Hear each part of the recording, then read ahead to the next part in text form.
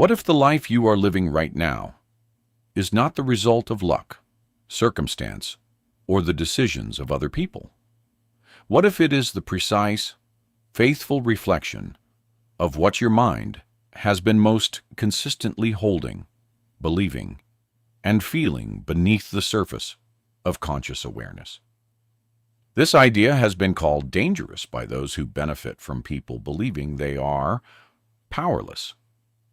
It has been called forbidden because a person who genuinely understands how thought becomes reality stops waiting for permission from the outside world and starts building from the inside out.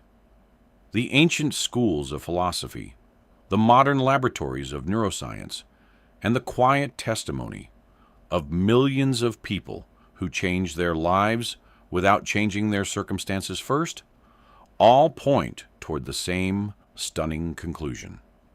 Your mind is not describing your reality. It is creating it. Every chapter ahead will take you deeper into this understanding. You will learn the specific mechanism through which a thought held long enough becomes a belief. A belief held long enough becomes an expectation, and an expectation held long enough becomes the actual texture of physical experience. You will learn why some thoughts seem to manifest instantly and others seem to disappear without a trace. You will learn what it actually takes to rewire the thinking that has been quietly building a life you did not consciously choose. If you are enjoying this audiobook and want to continue building real communication confidence, subscribe to this channel now. More chapters are coming, and each one will guide you step by step through mastering every conversation. Chapter 1. The Thought That Began Everything. Before anything in your life existed in physical form, it existed as a thought. Every friendship you have ever built began with the thought that another person was worth knowing. Every career move you have ever made began with the thought that a different situation might be possible. Every habit you carry, every morning you have assembled into a routine, every belief you hold about what you are capable of, began as a thought that was thought once, then again, until it became so familiar that it stopped feeling like a thought at all and started feeling like the truth about who you are and what your life is. This is not an observation about creative thinking. It is a description of the mechanism through which reality is actually built, one repeated thought at a time, without most people ever realizing they are the architect. The ancient Hermetic principle, attributed to the legendary teacher Hermes Trismegistus and preserved in the text known as the Kybalion, states that the universe is mental, that all things exist first in the mind before they exist in physical form. This principle was not invented by a single thinker in a particular century. Versions of it appear in virtually every philosophical and spiritual tradition that has ever examined the relationship between the inner world and the outer one. The Vedic scriptures describe the universe as arising from pure consciousness. Buddhist philosophy holds that mind precedes all phenomena. The Gospel of John opens with the declaration that in the beginning was the Word, pointing toward the primacy of thought or intention in the arising of manifest reality. The convergence of independent traditions on the same essential insight is not coincidence. It is the accumulated observation of careful thinkers across millennia who paid close attention to how their inner lives were producing their outer ones. Modern neuroscience has mapped the mechanism through which thought produces physical reality within the brain with a precision that the ancient philosophers could not have anticipated. Every thought generates a pattern of electrochemical activity across a network of neurons, and when that pattern fires repeatedly across days and weeks and years, the physical connections between those neurons strengthen, a process described by neurologist Donald Hebb in the principle that neurons that fire together wire together. This is not metaphor. It is structural change in the physical tissue of the brain, produced by the repeated activation of the same thought pattern. The thought does not just occur in the brain. It builds the brain, and the brain that has been built by years of specific thought patterns then perceives and responds to the world in ways that are shaped by those patterns, which means the thought is building not just the brain, but the entire experienced reality that the brain constructs from the available sensory data. The gap between ancient wisdom and modern science on this point is narrowing rapidly enough to be genuinely remarkable.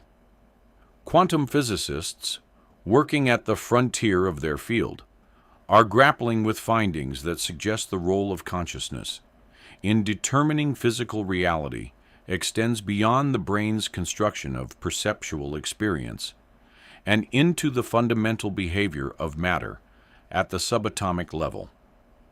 The double-slit experiment, which demonstrated that the mere act of observation changes the behavior of particles, has been described by physicists, including John Wheeler, Richard Feynman, and Niels Bohr, in terms that suggest a deeply participatory relationship between observing consciousness and physical reality.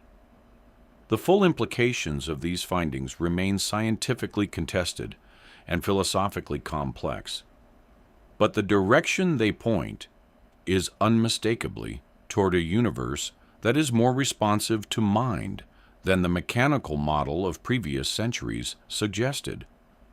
The reason this knowledge has been described as forbidden throughout history has less to do with its danger and more to do with its inconvenience for systems that require passive participants. A person who genuinely understands that their thoughts are actively shaping their reality is not someone who waits to be given a better situation. They are someone who changes the inner conditions from which their situation emerges. They are someone who takes the specific kind of radical responsibility for their life that makes them genuinely difficult to keep in a position of dependence on external authority, external permission, or external validation. The knowledge is not forbidden because it does not work. It is forbidden because when it works in the direction of genuine individual sovereignty, rather than in the direction of continued dependence on whatever systems happen to benefit from that dependence. What makes thoughts become reality is not the mere fact of having a thought. Billions of thoughts pass through the human mind every day without producing any noticeable effect on the physical world, because most thoughts are fleeting, unfocused, contradicted by other thoughts, or held without genuine emotional engagement. The thoughts that become reality are the thoughts that are held consistently, believed genuinely, felt deeply, and acted upon when action is called for.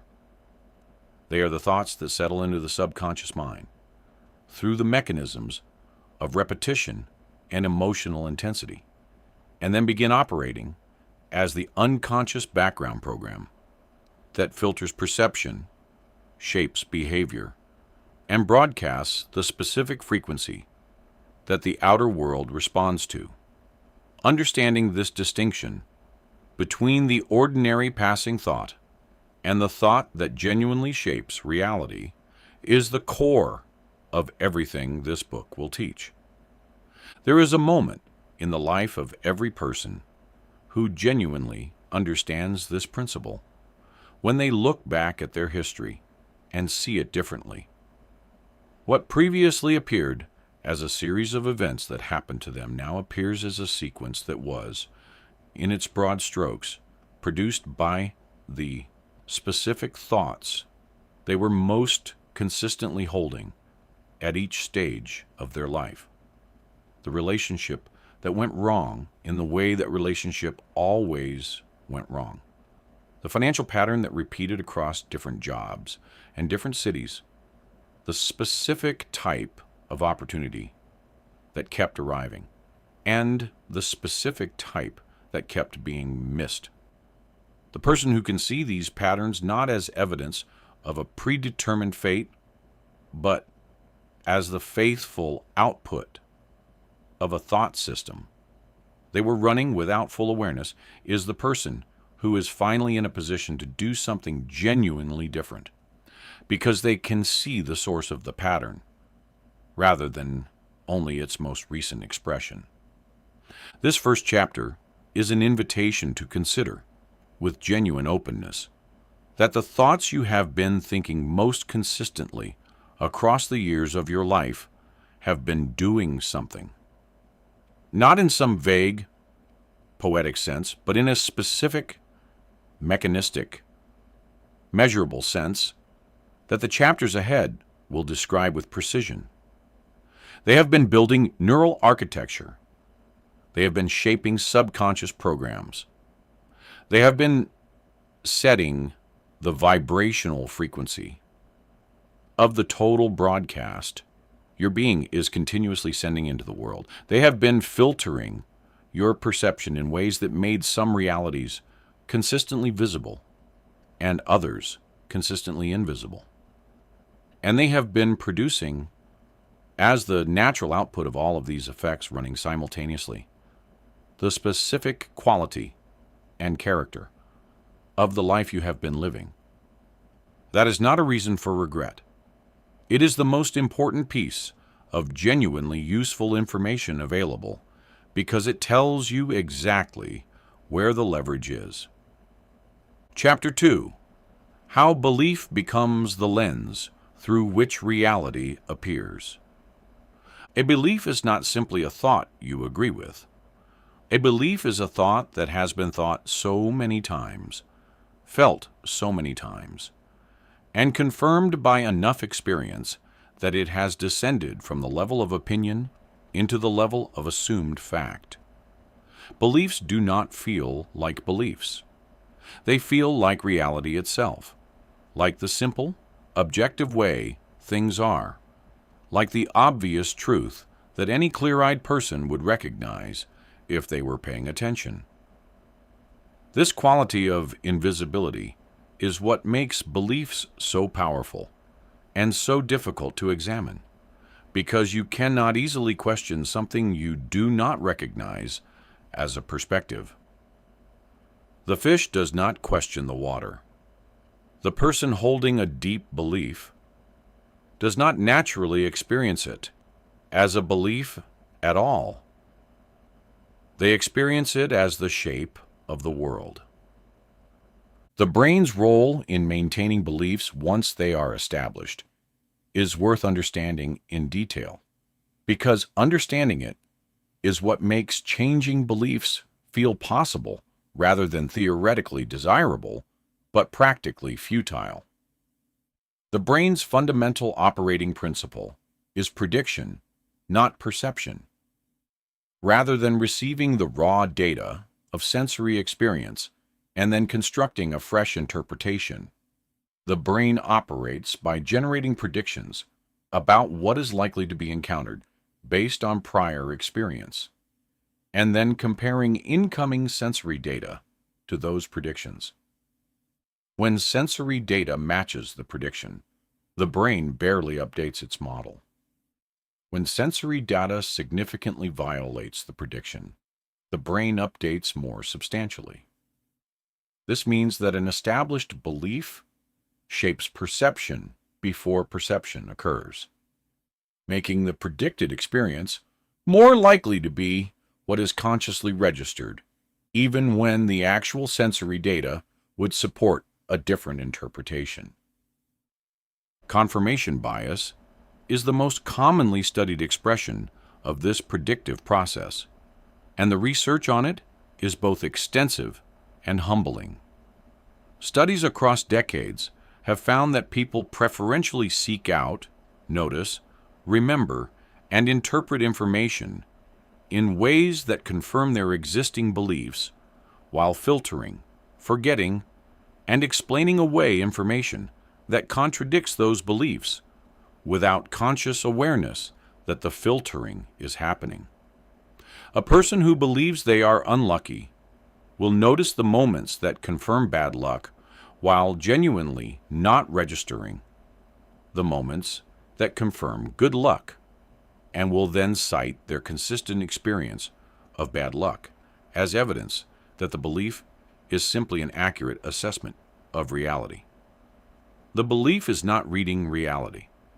The belief is constructing the experience of reality from the available raw material in a way that tends to make itself true.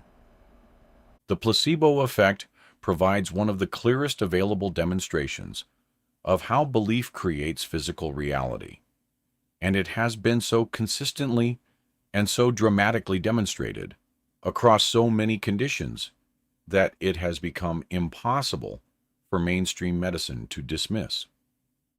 When people receive a treatment they genuinely believe will heal them, even when the treatment contains no active ingredient, their bodies frequently begin producing the biological changes associated with healing. Reduced inflammation, lowered cortisol, increased immune activity, genuine structural changes in the brain, observable through scanning. These changes are not produced by the pill. They are produced by the belief in the pill, which instructs the brain to activate the specific physiological processes associated with recovery. The belief is literally creating a physical change in the biological system through the same mechanisms that any genuinely active treatment would employ. The nocebo effect is the less famous but equally important counterpart, in which the belief in a negative outcome produces the negative outcome through the same mechanism. Patients who genuinely believe they are receiving a harmful substance develop physiological symptoms consistent with harm even when the substance is entirely inert. People who are told that a medication commonly causes nausea experience nausea at dramatically higher rates than people given the same medication without this information. The belief in the harm activates the same biological processes that actual harm would activate, because the brain does not clearly distinguish between the predicted experience and the actual one when the prediction is held with sufficient conviction and sufficient emotional engagement. Belief and reality are not as separate as the naive, realist picture suggests. What this means for the project of changing your life through changing your thoughts is something more specific than simply deciding to believe different things. Decisions to believe different things operate at the conscious, cognitive level and are easily overridden by the existing subconscious belief structure, which has been built over years of experience and emotional encoding, and which is considerably more powerful than any single conscious decision. Genuine belief change requires working at the level of the subconscious, using the same mechanisms through which the original beliefs were installed: repetition, emotional intensity, and the specific brainwave states in which the subconscious is most available for new input. These mechanisms are fully available to any adult with the understanding of how to use them, and the chapters ahead will describe them in practical, applicable detail. A powerful diagnostic practice available right now is to examine your beliefs in specific domains, not through introspection alone, but through the evidence of your actual life. The patterns in your financial experience reflect your dominant financial beliefs with a precision that is sometimes uncomfortable to acknowledge. The recurring dynamics in your relationships reflect your dominant relational beliefs about what is normal, safe, and deserved. The specific kinds of opportunities that consistently appear, and the specific kinds that consistently fail to materialize reflect your dominant beliefs about what is available to someone like you. This evidence is not being offered as reason for shame. It is being offered as information, the same kind of information that a navigator uses to determine current position before charting a new course. You cannot chart a genuinely new course from a falsely imagined starting point. The willingness to look honestly at the beliefs currently producing your life is the first, most fundamental act of genuine self-determination available. It requires a quality of courageous honesty that the self-protecting mind resists, because examining beliefs means encountering the possibility that some of what you have most confidently taken to be simply true about yourself and about what is possible for you is actually a constructed narrative assembled from past experience without your deliberate participation, running on autopilot and producing results that you would not choose if you were choosing from full awareness of the mechanism. That recognition, uncomfortable as it initially is the specific recognition that changes everything that follows, because it converts the invisible architecture of your experience into something that can be deliberately examined and genuinely revised. Chapter 3. The Subconscious. Where reality is actually built. If you want to understand why changing your life is so much harder than simply deciding to change it, you need to understand the relationship between the conscious and subconscious minds in a more precise way than most people ever encounter. The conscious mind, the part of you that is actively processing these words right now, handles approximately 40 bits of information per second. It is the part that makes deliberate decisions, that evaluates options, that follows logical arguments, and that produces the stream of self-narration that most people experience as they're thinking. The subconscious mind processes approximately 11 million bits of information per second, operates continuously, without requiring conscious attention, stores every experience you have ever had, and runs the vast majority of the programs that actually determine your behavior, your emotional responses, your physiological states, and your habitual interpretation of experience. The conscious mind is not in charge. It is the visible tip of a much larger system, and the larger system is the one actually producing your life.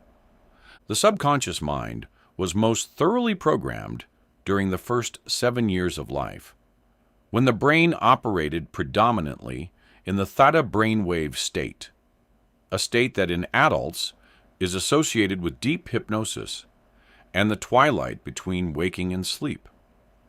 In this state, the critical faculty of the conscious mind is not yet active, which means incoming information is absorbed directly into the subconscious without being evaluated, filtered, or questioned.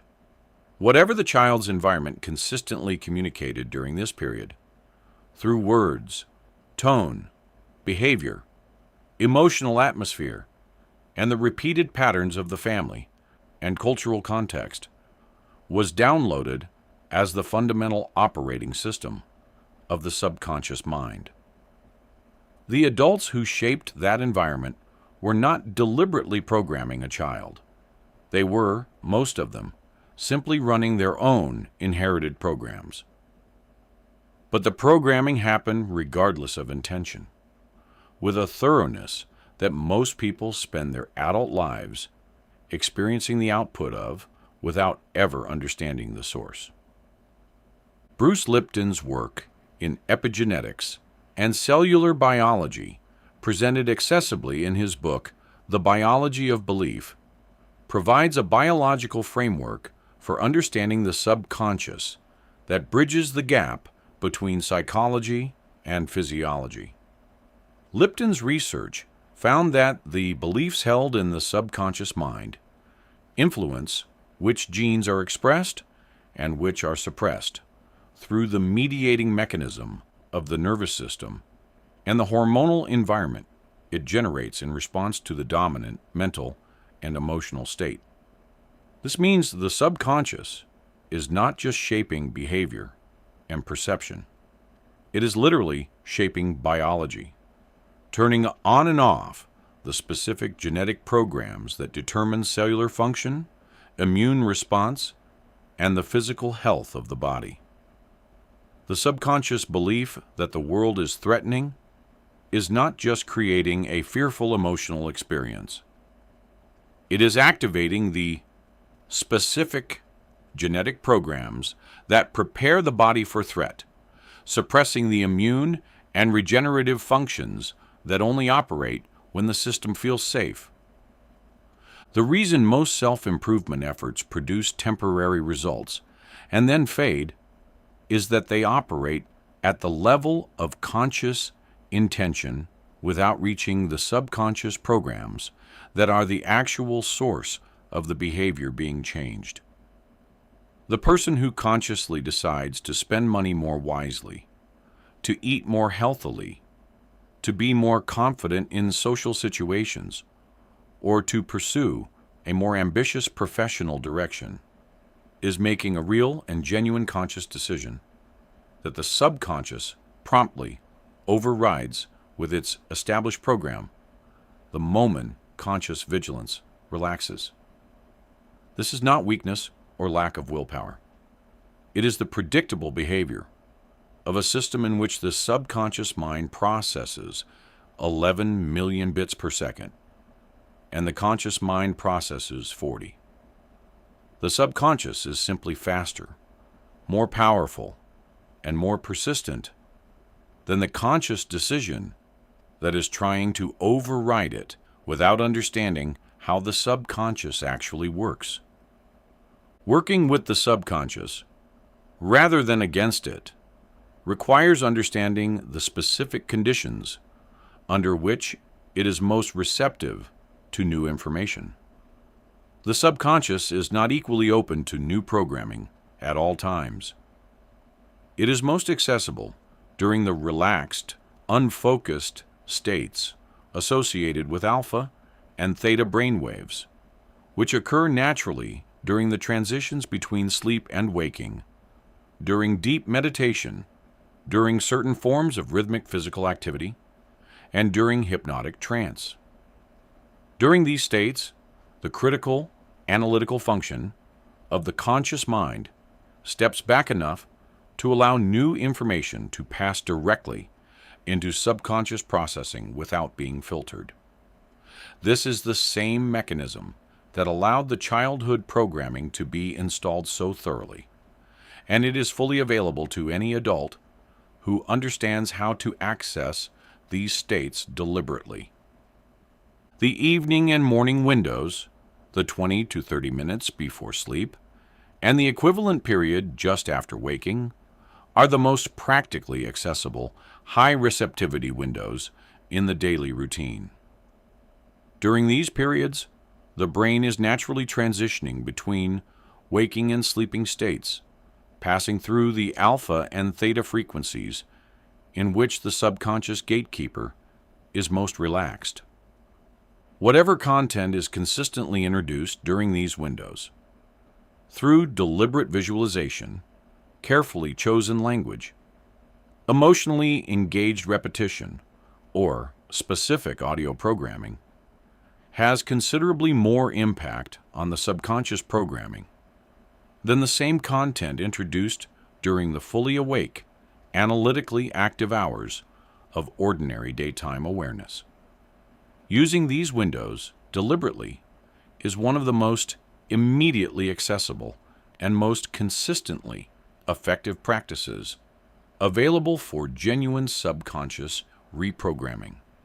The emotional dimension of subconscious programming is the one that most people who have learned about affirmations and positive thinking have not been taught clearly enough.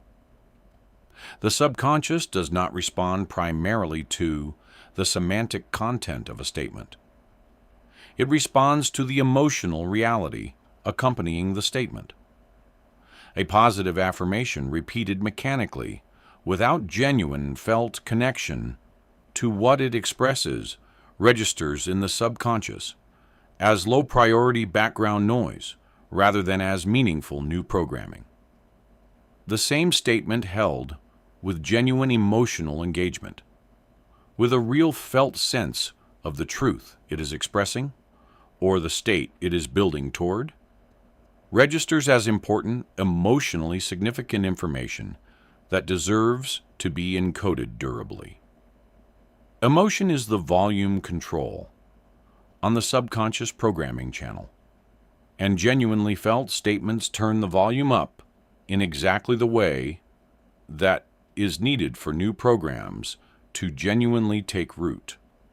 The most transformative understanding available in this chapter is also the most practically actionable. You are not fixed. The subconscious programs that have been generating your default experiences, your automatic emotional responses, your habitual perceptions of what is possible and what is not, are not permanent installations. They are programs built by the same mechanisms of repetition and emotional encoding that can now be used by an adult with full awareness of the process to build different programs in their place. This is not a quick process. Programs that have been running for decades do not disappear in a weekend of positive thinking. But with the right understanding, the right tools, and the right consistency, they do change, with a thoroughness and a permanence that produces genuinely different life experiences rather than the temporary mood lifts that surface-level self-help approaches consistently fail to sustain. Chapter 4. The Instant Manifestation. Myth and the Real Mechanism. The title of this audiobook contains the word instantly, and it is worth addressing that word directly before the rest of the book's content unfolds. Instant manifestation, in the literal sense of a thought appearing as physical reality. The moment it is thought is not the actual mechanism described in either the metaphysical traditions or the scientific research on this subject. What is instant, or very nearly so, is the effect of thought on perception and on the internal physiological and electromagnetic conditions that determine what reality a person is available to experience and attract. The shift in what you see when you change what you are looking for can happen in seconds. The shift in your electromagnetic broadcast when you genuinely change your emotional state can happen in minutes. These instant internal changes set in motion a chain of effects that eventually manifests in physical experience. But the physical manifestation itself unfolds across a timeline that varies with the nature of what is being created and the degree of alignment in the signal being broadcast. The closest thing to truly instant manifestation available in ordinary experience is the change in perception that follows a genuine shift in belief or expectation. When you have been carrying the belief that a specific kind of opportunity is not available to you and that belief genuinely shifts, the same environment that previously contained no evidence of such opportunities suddenly appears to contain them everywhere. The opportunities were there before. Your perceptual filter was removing them from conscious awareness because they did not match the belief about what was available. When the belief changes, the filter changes, and the previously invisible opportunities become visible with a speed that can genuinely feel like magic to someone who has not understood the mechanism. This is real, it is measurable, and it happens as quickly as the inner shift that produces it. Emotional manifestation is another dimension of the genuinely fast process. When you shift from the emotional state of fear or lack into the emotional state of genuine confidence or genuine abundance, the people around you respond differently within the same interaction, not because they have been told about your inner shift, but because their nervous systems are reading your physiological and electromagnetic broadcast and adjusting their responses accordingly. The person who enters a negotiation carrying the genuine inner state of someone who has abundant options produces different responses from the other side of the table than the person who enters the same negotiation carrying the genuine inner state of desperate need, regardless of what either person explicitly says or what strategy they employ. The inner shift produces an outer shift in real time through the direct mechanism of electromagnetic broadcast and nervous system entrainment. The longer timeline of physical manifestation reflects the real constraints of building something in the physical world rather than any failure of the underlying principle. A thought about building a house does not produce a house. It produces, if genuinely held with clear intention and genuine belief, the perception of the relevant opportunities, the motivated attention to resources and connections, the emotional state that makes the right kind of action accessible, and the broadcast that attracts the people and circumstances relevant to the project. All of these effects follow from the thought with considerable speed. The house then takes however long it takes to build, because physical construction operates in physical time. The thought did not fail to become reality. The reality is being built. Its completion unfolds on the timeline of physical processes rather than the timeline of inner ones.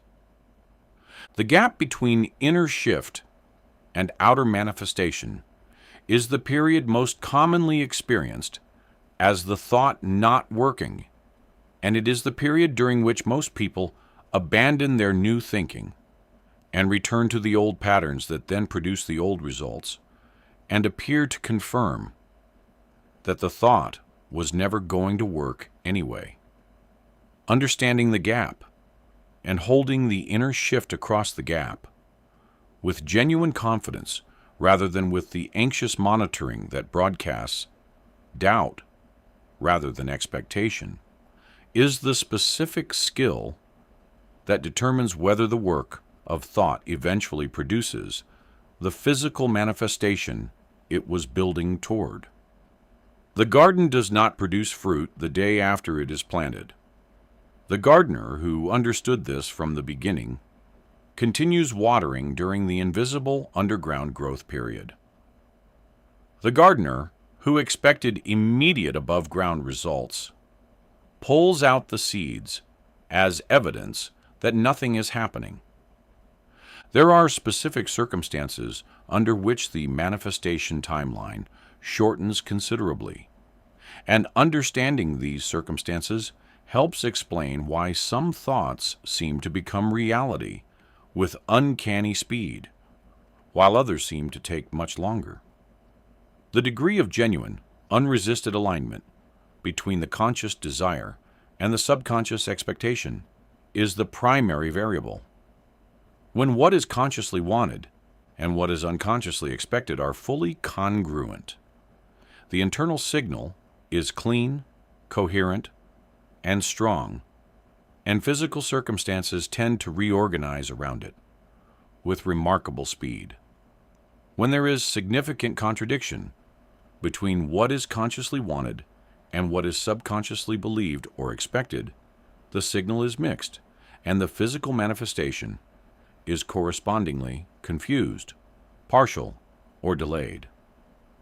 Cleaning up the subconscious resistance and misalignment is not preliminary to the real work. It is the real work. The emotional state with which a desire is held is the second major variable in manifestation speed. Genuine, unforced, embodied positive expectation, the felt sense of a desired outcome, as already in motion rather than as a wished-for possibility in an uncertain future, produces the kind of coherent broadcast that physical reality responds to most quickly and most reliably. The frantic, grasping quality of desperate wanting, which carries within it the emotional signature of absence and lack, produces a correspondingly incoherent broadcast that tends to attract more of the absence and lack that the emotional state reflects. This is why the counterintuitive advice to stop trying so hard and let go appears so frequently in both spiritual traditions and in the practical advice of people who manifest consistently. The letting go they are describing is not the abandonment of desire. It is the release of the grasping, anxious relationship to the desire that was producing the wrong internal signal. The most honest thing to say about how thoughts become reality is that the process is real. It is reliable. It is principled. And it is not instant in the literal sense of a thought producing a physical result the moment it is thought. What is instant is the effect of thought on the inner conditions from which reality emerges. The shift in perception, in emotional state, in physiological broadcast, and in the quality and direction of attention that follows a genuine inner shift is immediate. The physical unfolding of those inner conditions into the specific circumstances, relationships, and experiences they generate takes longer because it involves the genuine reorganization of physical reality rather than simply the reorganization of inner experience.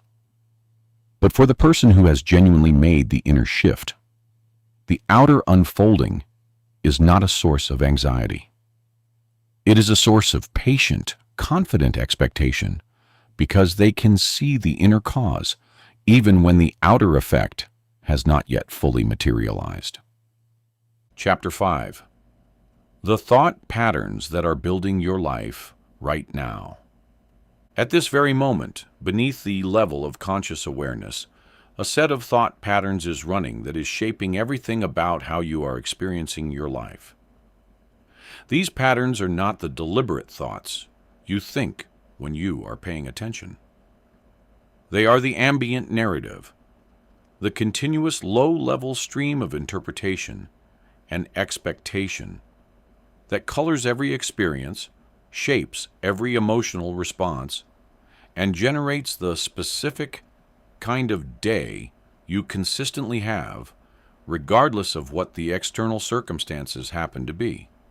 Most people have never examined these ambient patterns closely enough to know what they actually contain, because the patterns are so thoroughly normalized by years of habitual use that they have become invisible. They are the background against which everything else appears, and backgrounds are precisely the things that ordinary foreground-focused attention tends not to notice. The content of most people's ambient thought patterns, when examined honestly, tends to cluster around a small number of recurring themes that reflect their deepest, most entrenched beliefs. Themes about whether they are fundamentally capable or fundamentally limited. Themes about whether the world is fundamentally supportive or fundamentally threatening. Themes about whether other people are fundamentally trustworthy or fundamentally unreliable. Themes about whether good outcomes are naturally available to them or naturally withheld. These themes do not always appear as explicit thought statements. They appear more often as a general emotional tone, a quality of bracing or opening, of expecting difficulty or expecting ease, that colors the interpretation of every specific event without requiring any explicit thought about the event's meaning. Tracking your ambient thought patterns requires a different kind of attention than most people use in daily life. It requires the specific practice of deliberately noticing the quality of your thinking rather than simply being in it, which is the beginning of what mindfulness traditions describe as witnessing awareness. In the practice of witnessing awareness, the observer watches their thoughts with genuine curiosity, without judgment, and without immediately acting on or identifying with what is observed. From this position, it becomes possible to notice things about the thought stream that are completely invisible when you are fully immersed in it. The specific recurring themes, the characteristic emotional tones, the habitual interpretations that arise automatically in response to certain kinds of situations, and the specific beliefs that these patterns are expressing without ever being explicitly stated.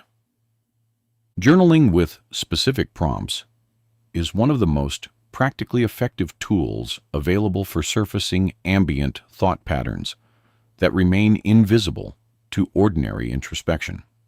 Prompts such as, "What do I actually believe will happen if I pursue this?" Or "What does a realistic future look like for someone like me?" Or "What has always been true about how things go for me in this area?" tend to bypass the conscious mind's tendency to produce socially desirable or consciously preferred answers and reveal the genuine subconscious expectations that are actually governing behavior. The answers that arrive most quickly before the editing function of the conscious mind can intervene are usually the most revealing. They show the actual programming rather than the performance of positivity that conscious introspection tends to produce when the question is asked in a more direct or obviously evaluative way. Fear-based thought patterns deserve particular examination because they tend to be the most energetically costly and the most pervasively influential on the total quality of experience. Fear is not simply an emotion that arises in response to genuinely threatening situations. For most people in ordinary modern life, it is a chronic background state, a persistent low-level activation of the threat response system that colors perception, shapes behavior, and generates the specific kind of closed, defensive relationship with life that consistently produces more of what is feared rather than less. The anxious thought pattern that scans for evidence of what might go wrong is not protecting anyone from anything. It is simply keeping the threat response system continuously activated, which produces the physiological, perceptual, and electromagnetic conditions that make difficult experiences more likely rather than less. Scarcity-based thought patterns are the second major category of chronic ambient thinking that produces consistently limiting results in real life. The scarcity thought pattern does not require explicit thoughts about not having enough. It operates as a general orientation, a way of relating to every situation through the question of what is missing, what is insufficient, what is at risk of being lost, rather than through the question of what is present, what is available, and what is already working. Research on the psychological effects of scarcity, conducted by behavioral economists Sendil Mullainathan and Eldar Shafir, found that the cognitive experience of scarcity, regardless of whether the person is objectively resource poor, produces measurable reductions in available cognitive bandwidth, impairs decision quality, and creates a specific kind of attentional tunnel that makes the broader landscape of opportunity invisible. The scarcity mindset is not just a feeling. It is a cognitive condition with measurable effects on what can be thought, perceived, and created. Worthiness-based thought patterns are the third major category, and they are, in many ways, the most foundational, because they determine what the person believes they are entitled to receive from life. The worthiness thought pattern is rarely explicit. It does not usually announce itself as, "I am not worthy of good things." It operates through the specific quality of expectation that is brought to different kinds of experience, the genuine, unguarded expectation that good things will happen to someone like you versus the defensive, self-protective stance that anticipates their absence or their withdrawal. This genuine expectation, operating below the level of conscious intention, shapes what opportunities are pursued, how they are pursued, how setbacks are interpreted, and how good things are received when they do arrive. Worthiness is not a fixed fact about a person.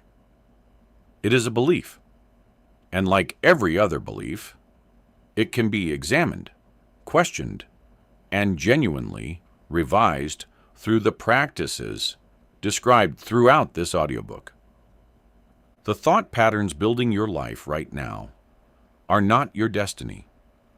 They are your current program, and programs can be changed by anyone who understands how programs work and what is required to install new ones. The first step in changing them is seeing them clearly, which is the work this chapter has been describing.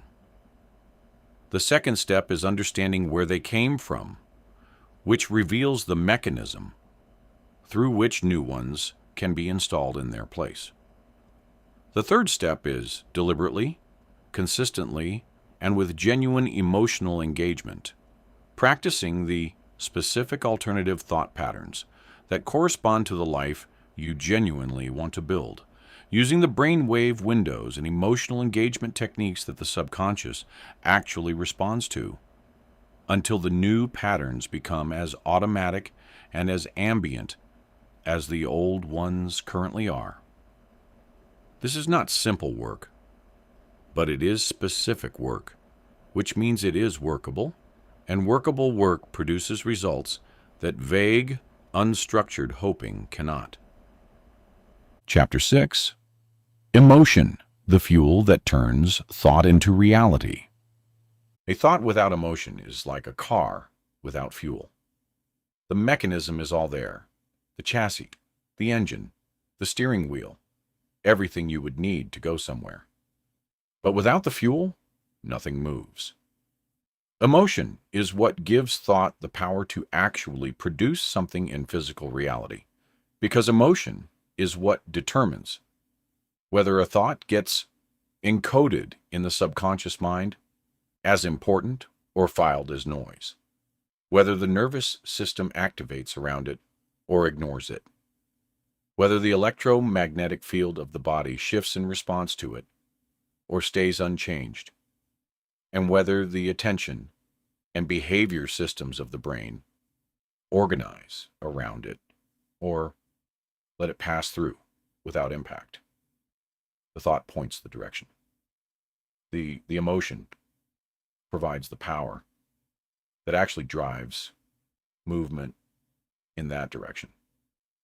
This is why people who practice positive affirmations without genuine emotional engagement often report little to no change in their actual experience. The words are there, the intention is there.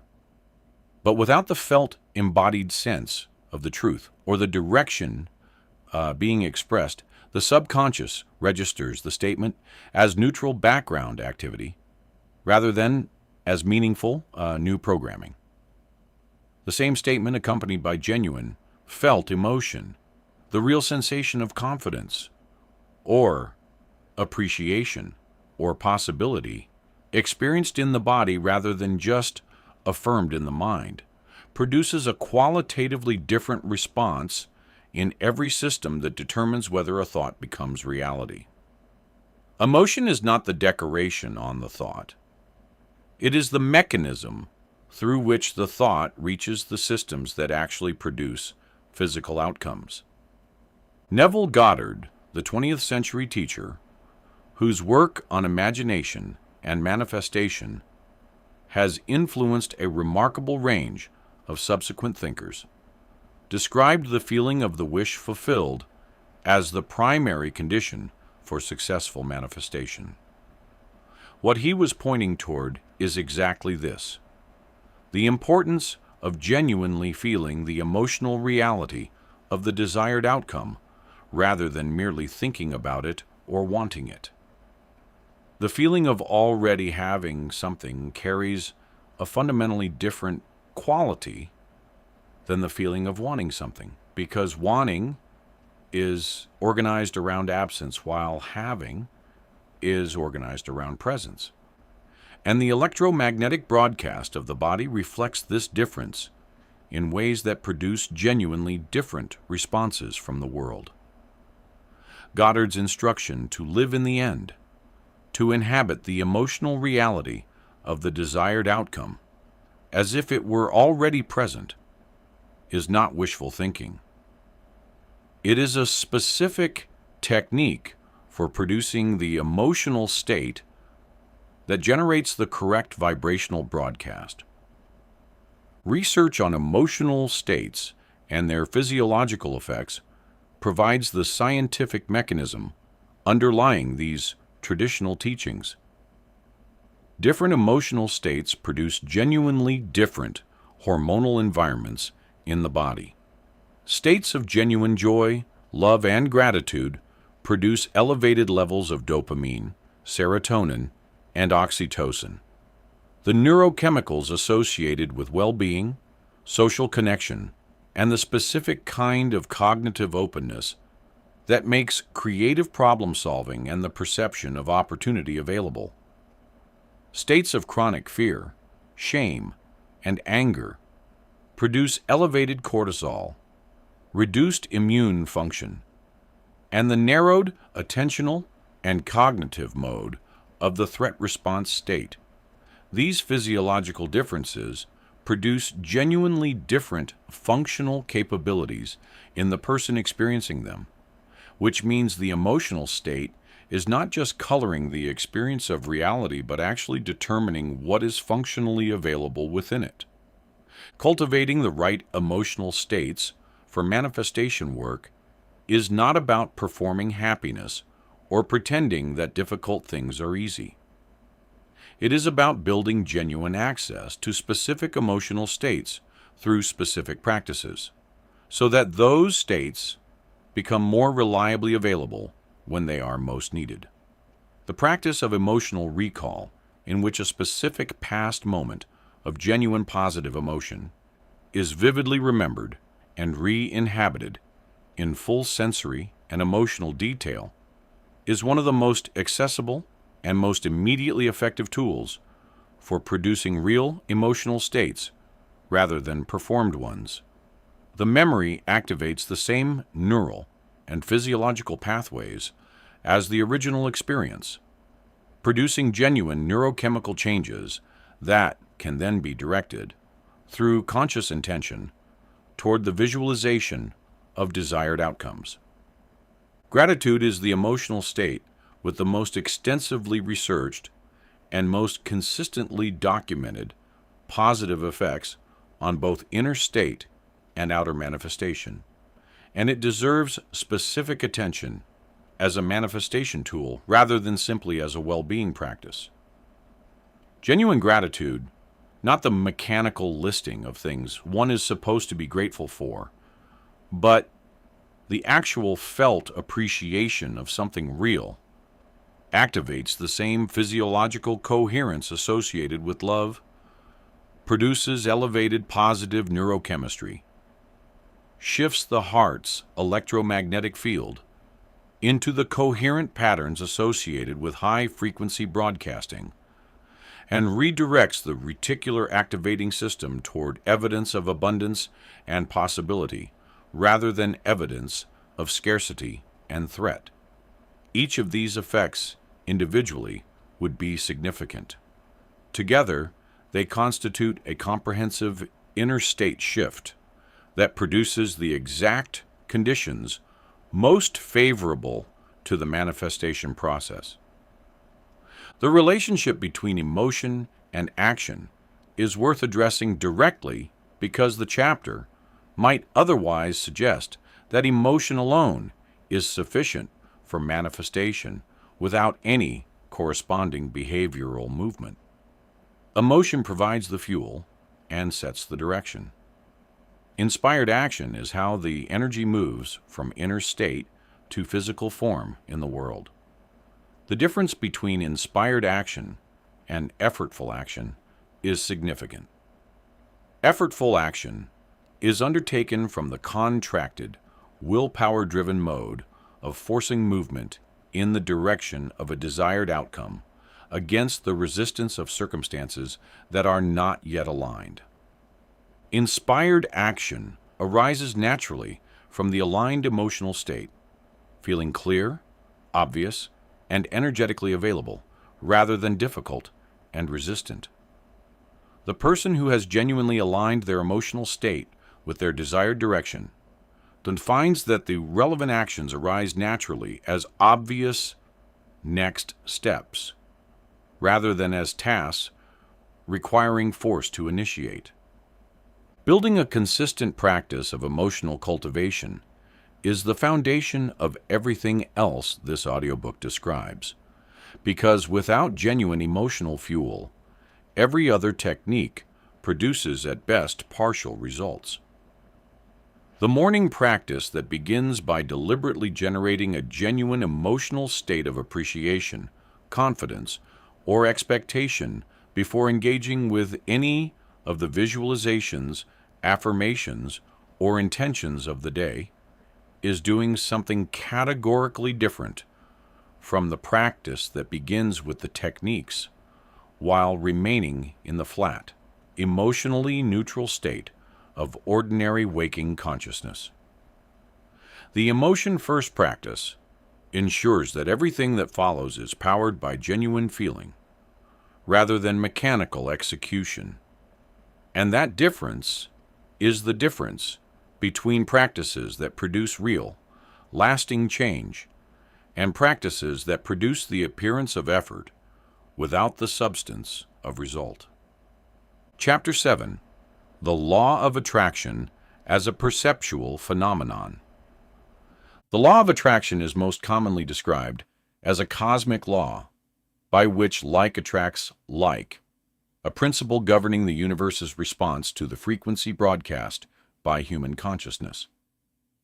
This description captures something real, but it obscures the most immediately verifiable and most practically applicable dimension of how the law of attraction actually operates in daily life, which is the perceptual dimension. Before anything changes in the external world in response to a changed inner state, something changes in the perceived world, in what the person with the changed inner state actually sees, notices, and has access to from the same environment that was always there. Understanding this perceptual dimension of the law of attraction gives it a practical immediacy that the cosmic delivery system version lacks, and it makes the effects of inner work visible on a timeline, short enough to serve as genuine feedback, rather than requiring years of faith in a process with no observable early indicators. The reticular activating system, described in earlier chapters as the brain's primary attention filter, is the primary mechanism of the law of attraction's perceptual dimension. This network of neurons at the base of the brain determines, from the overwhelming volume of sensory information available at any given moment, which small fraction will reach conscious awareness. Its selection criteria are set by whatever the brain has been primed to treat as relevant based on current goals, concerns, beliefs, and dominant emotional states. This is why the decision to buy a particular car model is followed by apparently seeing that model everywhere, and why the decision to start a business is followed by the sudden appearance of relevant opportunities, connections, and information that were always present in the environment, but were previously being filtered out as irrelevant. The environment did not change. The filter changed. The changed filter is the law of attraction operating at its most immediate level. The law of attraction also operates through the behavioral dimension, which is slightly slower than the perceptual dimension, but equally real and considerably more powerful in its long-term effects. When the inner state shifts, the behavior shifts in countless small and large ways that then produce correspondingly different responses from the environment. The person who has genuinely shifted from a chronic inner state of lack and scarcity to a genuine inner state of confidence and abundance behaves differently in every interaction, in ways both subtle and overt, and those behavioral differences produce different responses from every person they encounter. They ask for different things. They accept or decline opportunities differently. They communicate with a different quality of assurance that other people's nervous systems respond to with a different quality of receptivity.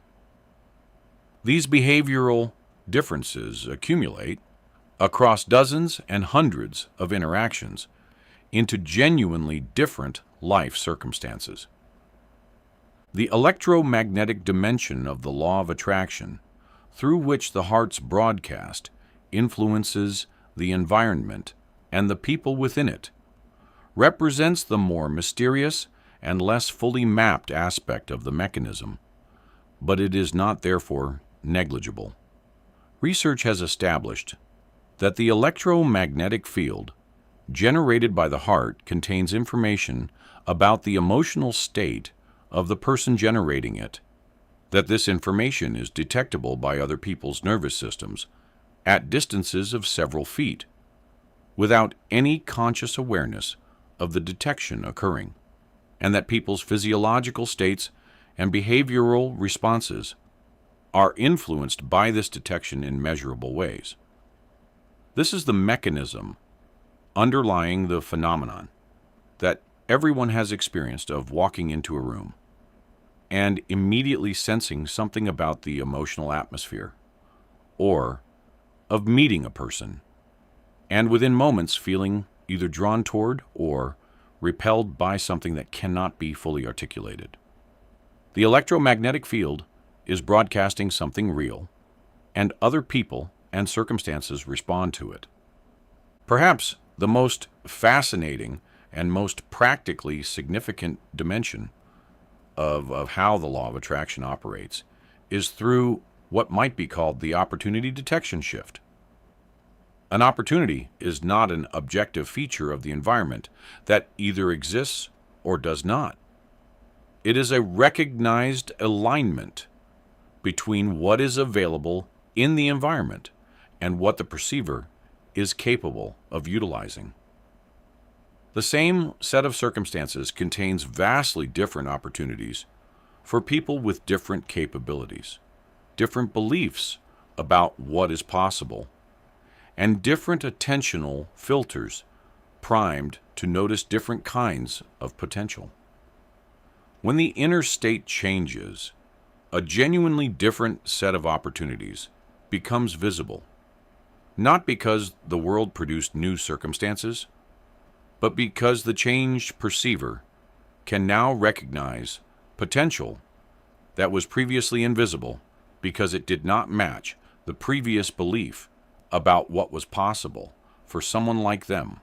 Working deliberately with the law of attraction at the perceptual level begins with the specific practice of directing attention toward evidence of what you want to see more of, rather than toward evidence of what you fear or what has historically been absent. This is not positive thinking in the sense of denying the existence of difficulty. It is the deliberate recalibration of the reticular activating system's selection criteria, priming it to bring more relevant positive evidence to conscious awareness, while reducing the automatic dominance of threat scanning and scarcity detection that most people's systems have been set to by years of anxious habitual attention. The recalibration takes time and consistency, but it begins producing perceptual effects within days of consistent practice, as the filter gradually adjusts to the new selection criteria. The social dimension of the law of attraction is one of the least discussed but most impactful. The law of attraction does not just operate between an individual and abstract circumstances. It operates through the specific mechanism of how people respond to each other based on what they are broadcasting.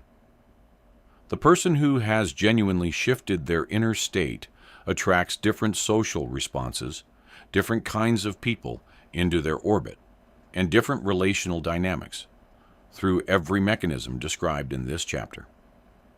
Their changed broadcast produces changed responses from people already in their lives. Their changed perceptual filter makes visible people and connections that were always present but previously invisible. And their changed behavior, emerging naturally from their changed inner state, initiates different kinds of interactions that produce different kinds of relationships. The social world reorganizes around the changed inner signal with a speed and a thoroughness that can be genuinely startling to observe.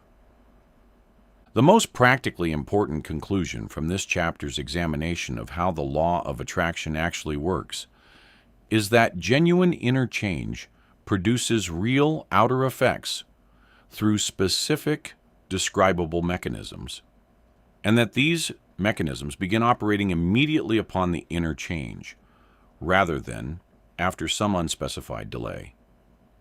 The perceptual effects are immediate. The behavioral effects are immediate. The electromagnetic broadcast effects are immediate. The cumulative physical manifestation of these immediate effects unfolds across a longer timeline, but it is being built from the moment the inner shift occurs, not from some later moment when the universe decides to respond. The universe, properly understood as the total system of perceptual, behavioral, electromagnetic, and social reality, is already responding. The question is only whether the inner work has been genuine and consistent enough to sustain the signal until its effects become undeniable. Chapter 8. Releasing the thoughts that hold your reality in place. If the thoughts you want to have were the only thoughts operating in your mind, the process of creating a new reality through thought would be considerably more straightforward than it is. The challenge is that alongside every intention for positive change, there is an existing body of thought, belief, expectation, and emotional pattern that has been building and reinforcing the current reality for years. And this existing body of thought does not simply yield to the arrival of new intentions. It resists. It offers alternative interpretations of new evidence. It generates doubt about whether the new direction is realistic. It produces the specific emotional undertow of old familiar feelings that undermines the genuine cultivation of new ones. The thoughts holding the current reality in place must be deliberately addressed and released before the new reality being built. Through new thought can arrive without continuous interference from the old programming. What keeps old thought patterns in place is primarily emotional investment, not logical conviction. People can know intellectually that a limiting belief is not accurate and continue running the behavior generated by that belief, because the behavior is not generated by the intellectual understanding. It is generated by the emotional encoding of the belief in the subconscious, which doesn't update in response to intellectual arguments. The person who knows intellectually that they are capable but has a deeply encoded subconscious belief that they are fundamentally insufficient will continue producing the behavior of insufficient people, regardless of the intellectual knowledge, because the subconscious is running on the emotional encoding, and the conscious mind is not in a position to override it through logic alone. Releasing the emotional investment in the old belief is the specific work that must precede or accompany the installation of the new one. Forgiveness is one of the most powerful releasing tools available, and its power in the context of thought and reality creation is rarely fully explained in popular discussions of the topic. Most presentations of forgiveness emphasize its moral dimensions, the importance of not carrying resentment, the freedom it provides from bitterness. All of these are accurate but incomplete as descriptions of what forgiveness actually does energetically. Unforgiven grievances are ongoing thought patterns, continuously rehearsed in the mind as narratives of what was done wrong, what was deserved but not received, and what damage has resulted. Each rehearsal of the grievance is a repetition of the associated thought and emotion, which reinforces the neural pathways and subconscious encoding associated with that thought and emotion, and keeps the vibrational broadcast organized around the content of the grievance. Releasing the grievance through genuine forgiveness is an act of vibrational liberation as much as it is a moral act. Acceptance, in the specific sense meant by contemplative traditions and by the modern work of teachers like Eckhart Tolle and Byron Katie, is another powerful releasing practice that works through a different mechanism than forgiveness. Where forgiveness addresses specific grievances about specific events or people, acceptance addresses the general resistance to what is currently true, the ongoing mental and emotional effort of wishing the present moment were different from what it actually is. This resistance, which most people carry as a chronic low-level background static, rather than as an identifiable acute distress, is energetically costly and perceptually distorting, in ways that have significant consequences for the quality of thought available in the resistant state. The person who is continuously resisting what is cannot think clearly about what could be, because resistance to the present consumes the cognitive and emotional resources that clear, creative, forward-directed thought requires. The work of Byron Katie, known as The Work, provides a highly practical method for releasing specific thoughts that are generating distress and reinforcing limiting reality. Her approach involves taking a specific stressful thought and subjecting it to 4 questions. Is it true? Can you absolutely know that it is true?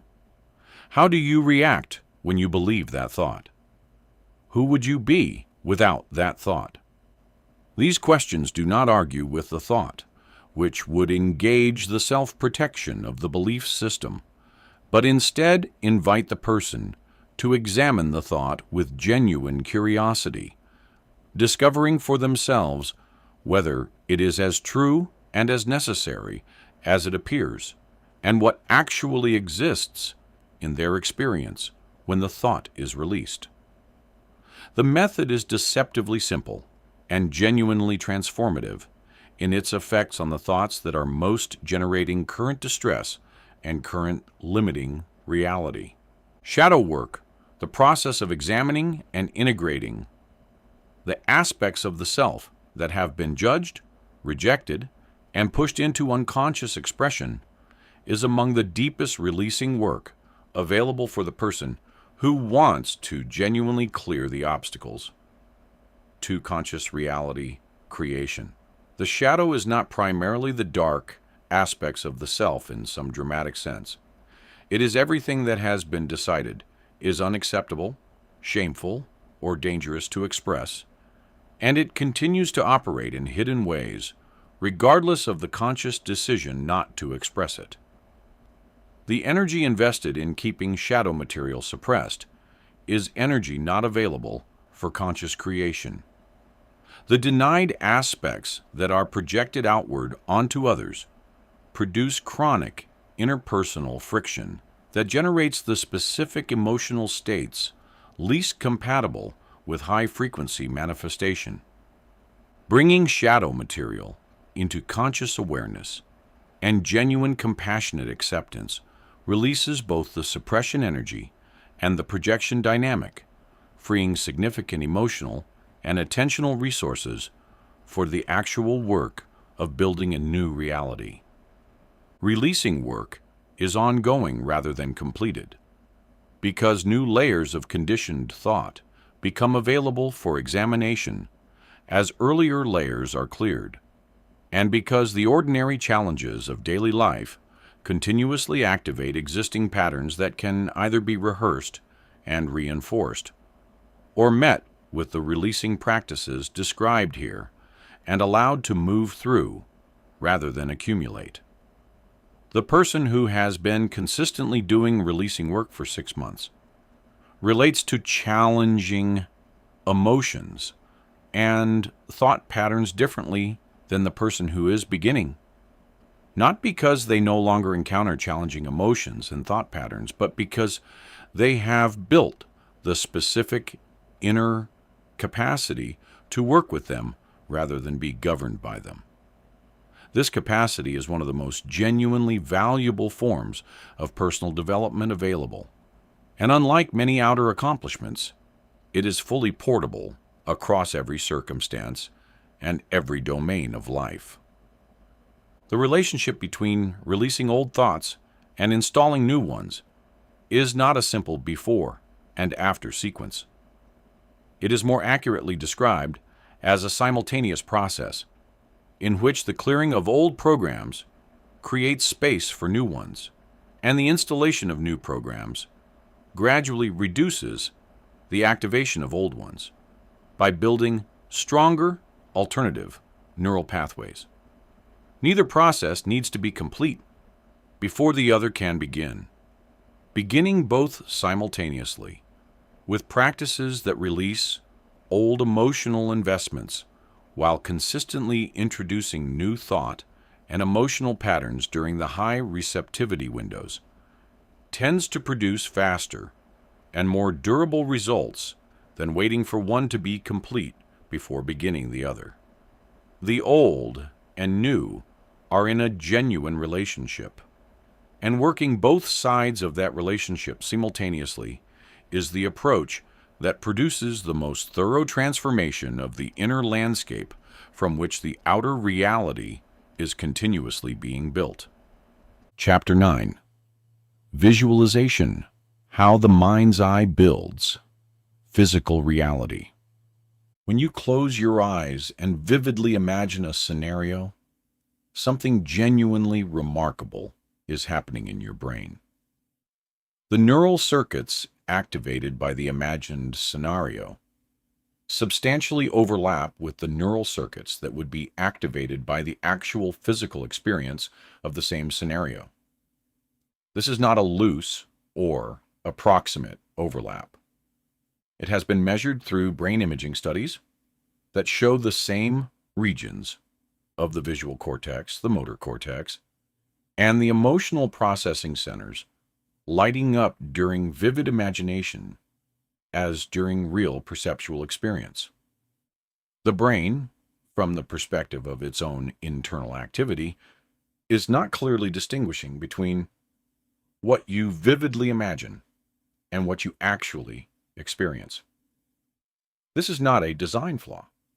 It is the mechanism through which mental rehearsal, visualization, and the deliberate cultivation of imagined experience can produce genuine changes in neural architecture, physiological state, and ultimately in the physical reality that emerges from these changed inner conditions.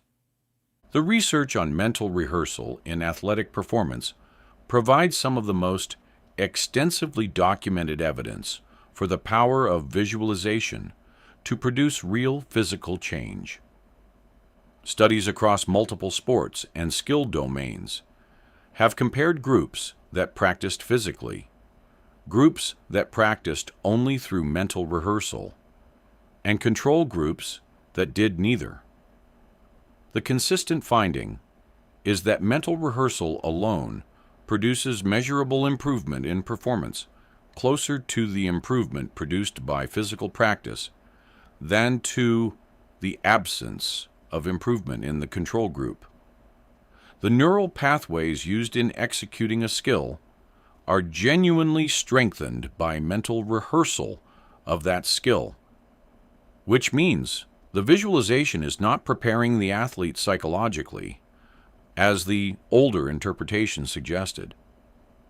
It is actually training the same neural systems that physical practice trains through the same mechanism of repeated activation, building synaptic strength. Neville Goddard's technique of living in the end, introduced briefly in an earlier chapter, deserves more complete description in this context because it represents one of the most sophisticated applications of visualization available in the tradition of conscious reality creation. The technique involves constructing a vivid, detailed, sensory-rich imagination of life, as it would be from the perspective of having already achieved the desired outcome, and inhabiting that imagination with genuine emotional engagement rather than simply observing it. The key distinction Goddard emphasized is between imagining from the outside, watching yourself succeed in a mental movie, and imagining from the inside, seeing the world through the eyes and feeling the feelings of the version of yourself who has already arrived at the desired reality. The inside perspective produces the genuine felt sense of already having, which generates the emotional and physiological states most conducive to rapid manifestation. The specific sensory richness of an effective visualization matters considerably more than most people new to the practice understand. A visualization that is merely visual, a mental image of a desired scene without accompanying sound, physical sensation, smell, and emotional feeling, produces considerably less neural and physiological impact than a full sensory visualization that engages as many sensory channels as can be deliberately activated. When the visualization includes the specific sound of a conversation that would occur in the desired scenario, the specific physical sensations of the body in the desired context, and above all, the specific felt emotional quality of genuinely being in that experience, the neural activation is richer, the physiological response is more complete, and the subconscious encoding is correspondingly deeper and more durable. The timing of visualization practice determines its depth of impact, which is why placing deliberate visualization sessions during the brainwave windows described in earlier chapters produces results that significantly exceed the same visualization practice conducted during ordinary, analytically active waking hours. During the relaxed alpha and theta states of the transition between sleep and waking, the subconscious is most accessible to new programming and vivid, emotionally engaged visualization. During these windows reaches a depth of neural encoding that daytime visualization rarely achieves. Even 5 to 10 minutes of genuinely focused, emotionally engaged visualization during these windows tends to produce more impact than considerably longer periods of distracted or emotionally flat practice at other times of day. The use of visualization for releasing old patterns and programming, rather than only for installing new ones, is an application that is often overlooked, but that can be highly effective. A visualization that begins from within an old limiting belief and then deliberately changes the felt quality of that belief, imagining the specific moment at which the limiting interpretation dissolves and a more expansive one takes its place, can produce real changes in the neural encoding of the belief in ways that purely cognitive analysis cannot reach. This is sometimes called rewriting the story through imagery, and it works because the subconscious processes imagery at a deeper level than it processes semantic content, which means that a sufficiently vivid, imagined revision of an old experience can produce genuine changes in how that experience is encoded and what emotional programs it is running. The integration of visualization with the other practices described throughout this audiobook produces a combined effect greater than any single practice produces alone.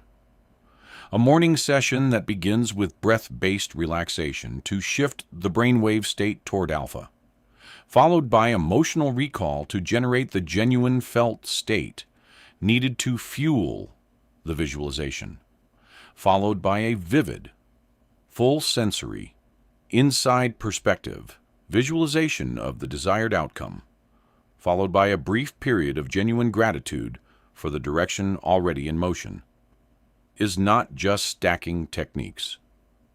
It is creating a comprehensive inner experience that activates every system relevant to the manifestation process, simultaneously producing a far more coherent and far more powerful signal than any element of the practice would produce in isolation.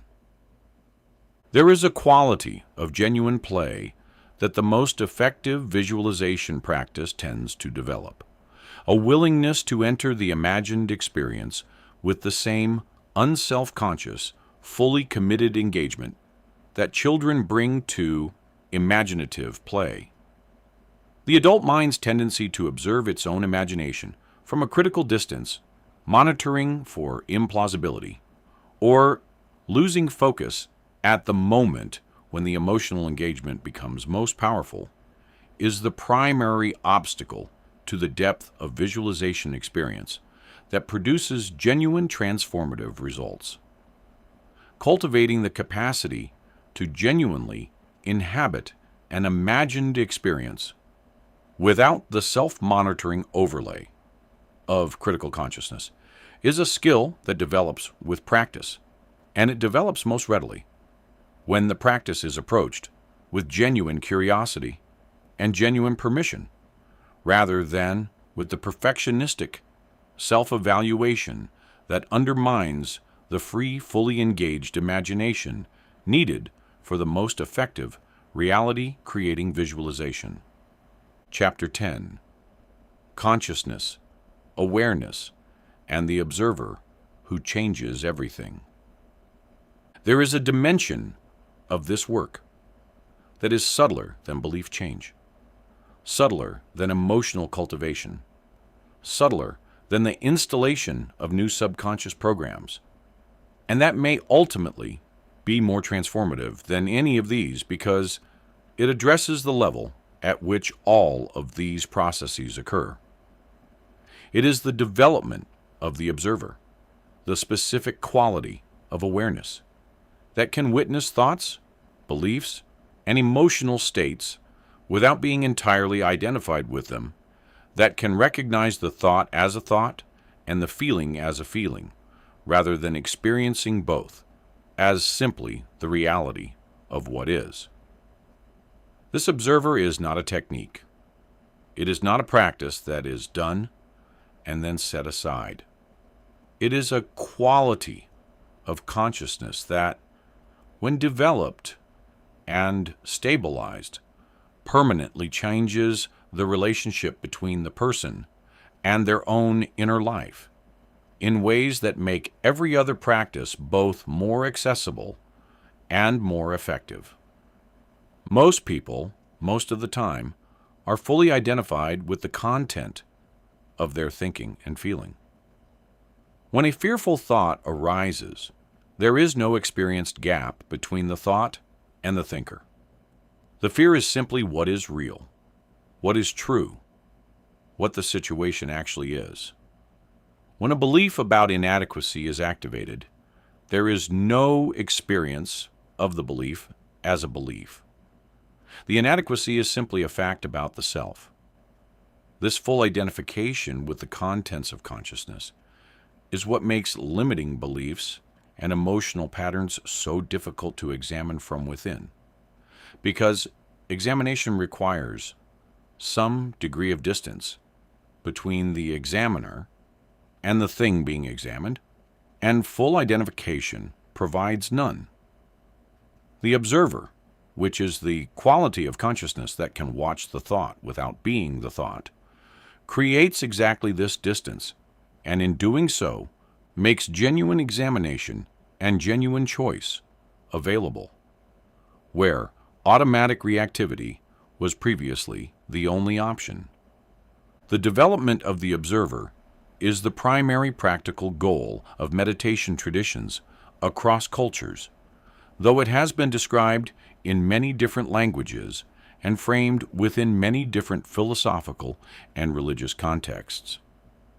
The Zen tradition describes it as seeing one's original face, the awareness prior to the addition of all content. The Advaita Vedanta tradition describes it as resting in pure awareness, the witness consciousness that is distinct from every object of awareness, including the self-concept. The contemporary mindfulness tradition, stripped of its explicitly spiritual framing, describes it as metacognitive awareness, the ability to observe one's own thinking as it occurs. All of these descriptions are pointing at the same functional capacity, the ability to be aware of awareness itself, to recognize the knowing presence that witnesses all content without being defined by any of it. For the specific work of conscious reality creation, the observer provides several critical capabilities that are unavailable without it. The ability to catch a habitual thought pattern in the act of arising before it has generated its usual emotional and behavioral consequences is only available from the observer position. The ability to notice that a subconscious belief is operating in real time as it filters perception and shapes interpretation is only available from the observer position. The ability to choose a response rather than simply expressing a reaction in the crucial moment between stimulus and habitual behavior is only available from the observer position. Each of these capabilities represents a genuine expansion of the degree to which the conscious mind can participate in reality creation rather than simply experiencing the results of subconscious programs running unchecked. Developing the observer requires the specific practice of returning attention to pure awareness itself, without an object of focus, which is a practice that feels strange and often frustrating to the mind, accustomed to always being engaged with content. The simplest available version is the practice of noticing that you are aware. Not noticing what you are aware of, but noticing the awareness itself, the knowing presence that all experience is occurring within.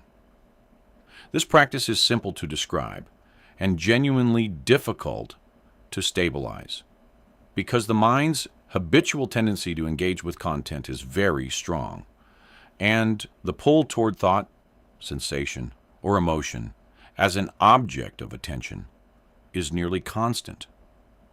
But even brief moments of resting in pure awareness, recognized and genuinely inhabited, rather than merely understood conceptually, begin to change the quality of the overall relationship between consciousness and content.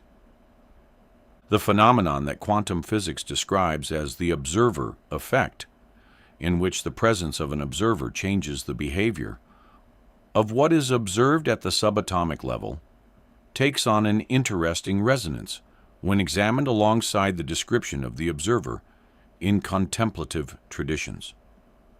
Both are pointing toward a relationship between awareness and reality that is more active, more participatory, and more fundamental than the passive observation model suggests. The physicist's observer and the meditator's observer may be descriptions of the same underlying principle at different scales. That consciousness is not merely a product of physical processes that it watches from the outside, but a genuine participant in the construction of what is experienced as real. This convergence, still not fully understood or agreed upon in either the scientific or contemplative communities, points toward the deepest version of how thought becomes reality, available in current understanding. The practical integration of observer awareness into daily life changes the quality of every experience in subtle ways that accumulate over time into a genuinely different relationship with reality. The meeting that previously would have triggered automatic defensiveness is met with a slight but real quality of spaciousness that allows a more considered response. The triggering comment that previously would have produced a knee-jerk emotional reaction is noticed, briefly, as a comment landing on a set of beliefs that have just become visible enough to be something other than simply real. The habitual negative thought that previously would have captured attention and generated its usual consequences is observed arising, recognized as thought rather than as a truth, and allowed to pass without the usual investment that would have amplified it into a full emotional and behavioral sequence. These are not dramatic moments. They are small shifts, but their accumulation across thousands of moments, across days and weeks and months, changes the total quality of consciousness from which reality is being created. Chapter 11. Building a New Reality, One Thought at a Time. Every transformation that has ever occurred in a human life, regardless of how dramatic it appears from the outside, began with a thought that was thought differently than it had been thought before. Not a grand revelation that descended from nowhere, though moments of genuine insight do occur. More commonly, a slight but real shift in how a familiar situation was interpreted, a slightly different quality of belief held about what was possible in a specific domain, a slightly more open emotional stance toward a type of experience that had previously been met with closed resistance. These small internal differences produce small behavioral differences. Small behavioral differences, accumulated across dozens and hundreds of instances, produce different outcomes. Different outcomes produce new experiences.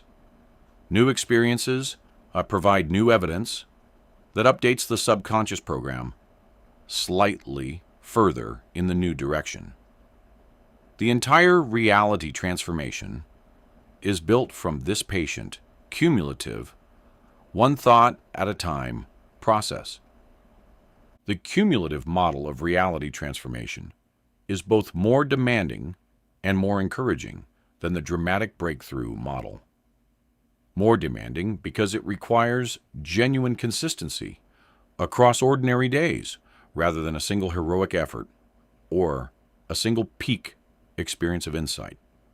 More encouraging because it means that every single thought held differently, every single moment of choosing a more open interpretation over a more closed one, every single instance of genuine emotional cultivation rather than habitual emotional reactivity is a genuine contribution to the new reality being built, regardless of how small it seems in isolation.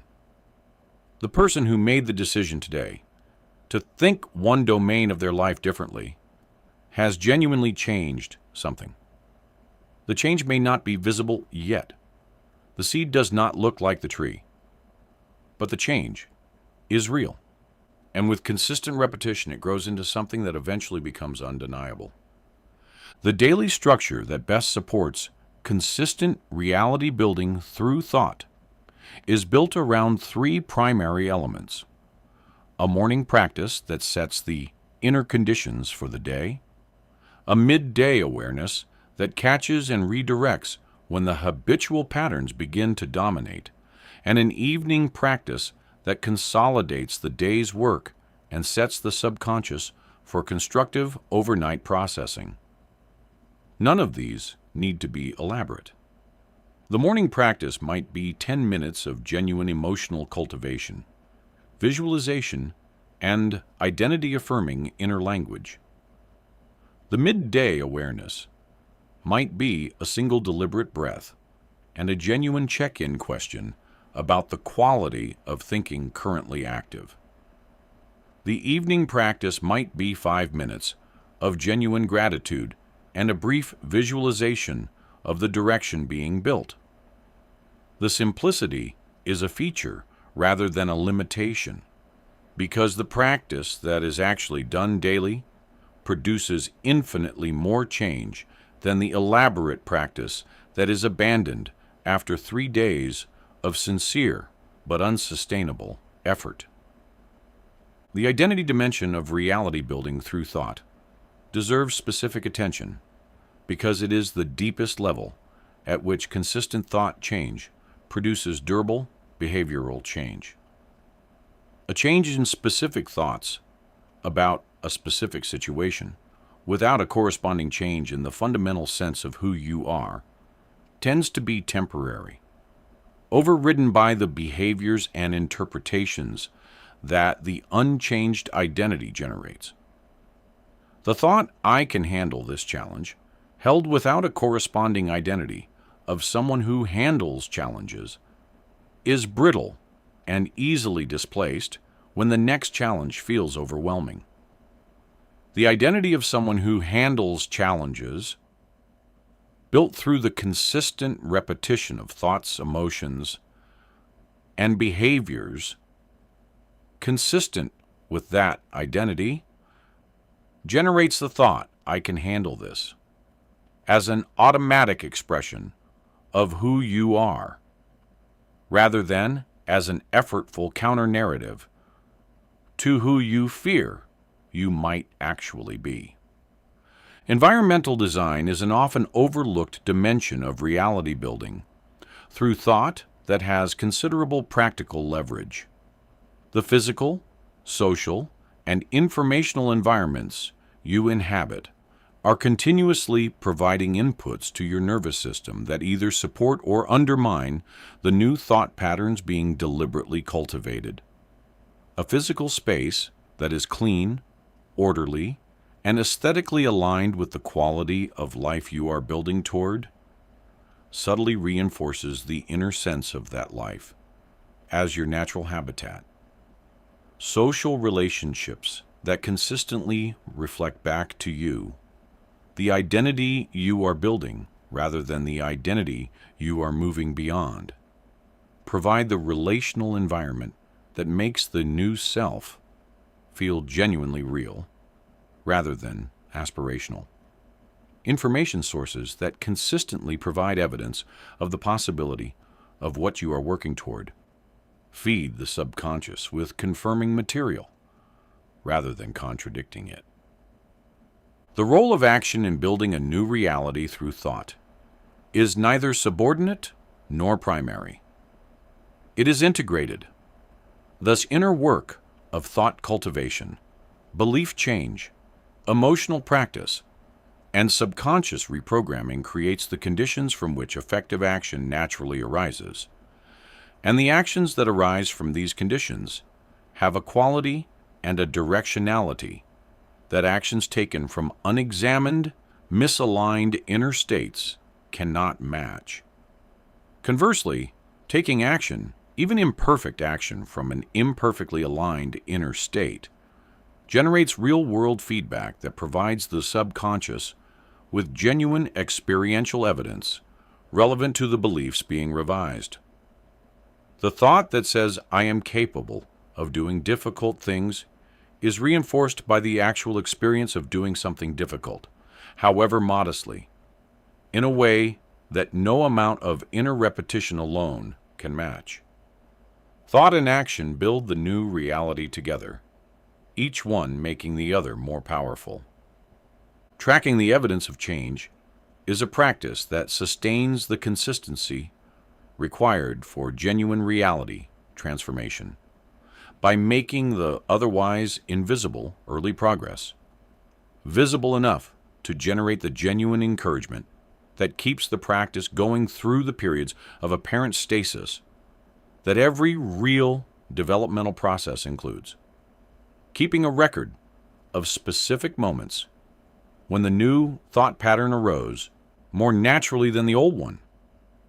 Specific instances when the emotional cultivation produced a genuinely different response than the habitual one would have. Specific occasions when an opportunity appeared that would previously have been invisible, and specific experiences of genuine alignment that carried the quality of things flowing rather than grinding, provides a growing body of evidence that the work is producing real effects. This evidence is the nourishment that sustains the practice across the time it takes for the cumulative changes to become undeniable. The person who commits to building a new reality, one thought at a time, is not committing to a quick fix or an easy transformation. They are committing to the specific, demanding, deeply rewarding project of becoming genuinely different at the level from which reality is actually built. This level is not the level of behavior alone, though behavior must change. It is not the level of circumstance alone, though circumstances will change. It is the level of the inner world, the thought patterns and beliefs and emotional defaults and subconscious programs that generate behavior and circumstance as their natural, inevitable output.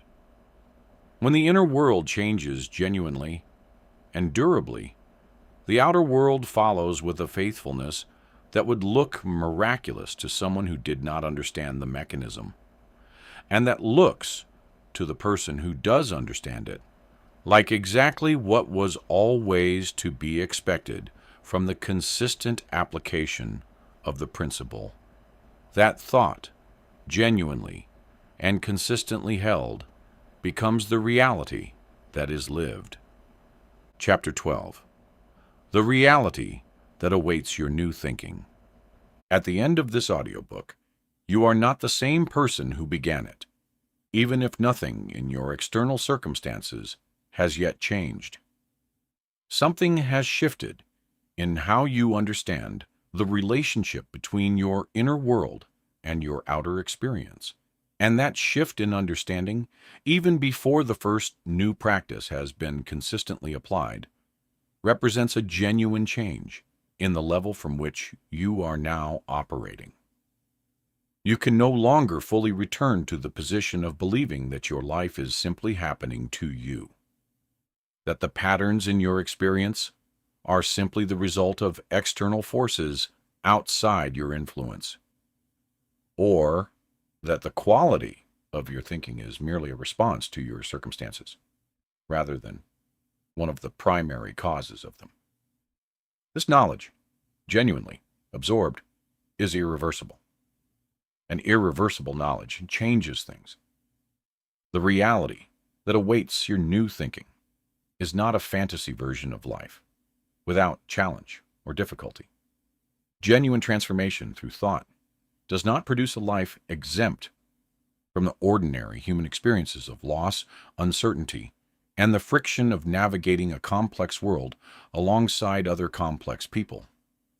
What it produces is a genuinely different relationship with all of these experiences, a quality of inner resource that meets difficulty from a position of greater awareness, greater emotional flexibility, and greater creative access to the range of responses available in any given moment.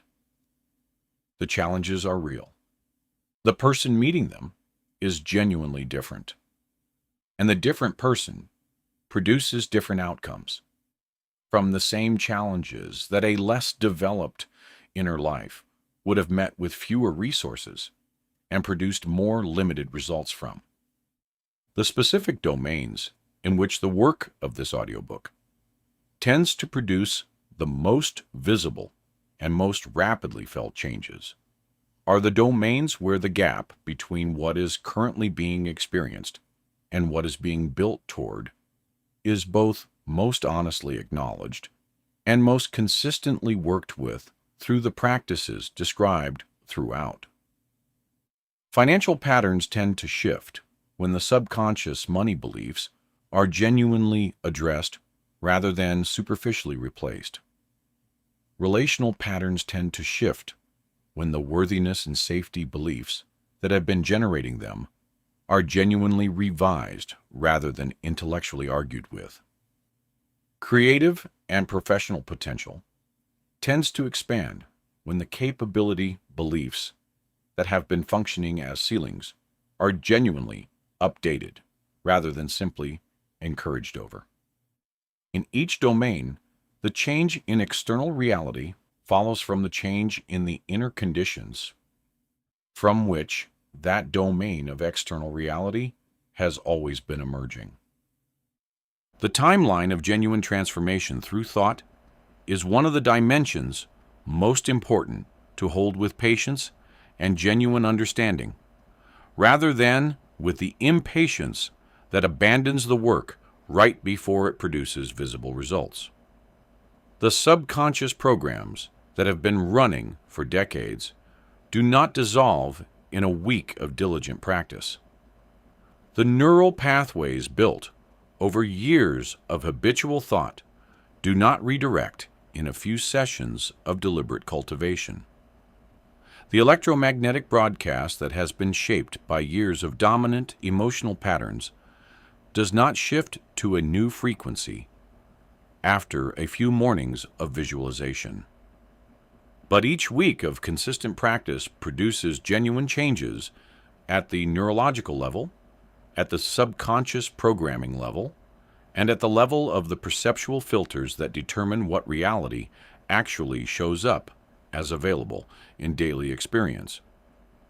These changes accumulate, they compound, and at some point, which varies with the depth of the original patterns and the consistency of the new practice, the cumulative change crosses a threshold where it becomes visible in the outer life in ways that make the previous work feel not just worthwhile, but obviously, clearly, unmistakably, the cause of what is now different.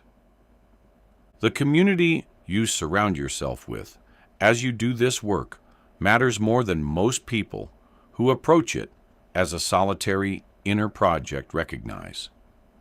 Not because you need others' validation of the principles, but because the nervous system entrainment that occurs in close social proximity means that the people you spend the most consistent time with are continuously either supporting or undermining the new inner conditions you are building.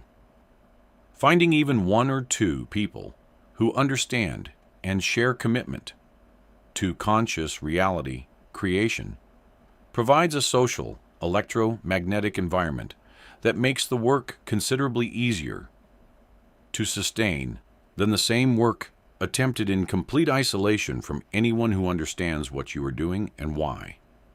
The responsibility that comes with this understanding is worth naming directly at the close of this audiobook, because genuine understanding of the relationship between thought and reality creates a form of responsibility that most people have never been invited to hold. When you genuinely understand that your thinking is building your reality, the comfortable position of being the innocent victim of external circumstances becomes unavailable. Not because you chose every challenge you have faced or deserve every difficulty you have encountered, but because you can see clearly that the quality of thinking you bring to every situation is a genuine variable with genuine consequences, and that you have more influence over that variable than any external circumstance does. This is not a burden. It is an invitation into genuine authorship of the only life you will ever have. And accepting that invitation is the most important thing anyone can do with the understanding this audiobook has offered. The world that becomes available to genuine, consistent, understood, and practiced conscious thought creation is not a world that has been magically rearranged to suit your preferences. It is the same world, perceived more clearly, engaged with more skillfully, and experienced with a richness and a sense of genuine participation that the passive, reactive relationship with reality most people live in simply cannot provide. The beauty that was always present in ordinary experience becomes more accessible to a consciousness no longer dominated by chronic threat scanning and scarcity monitoring.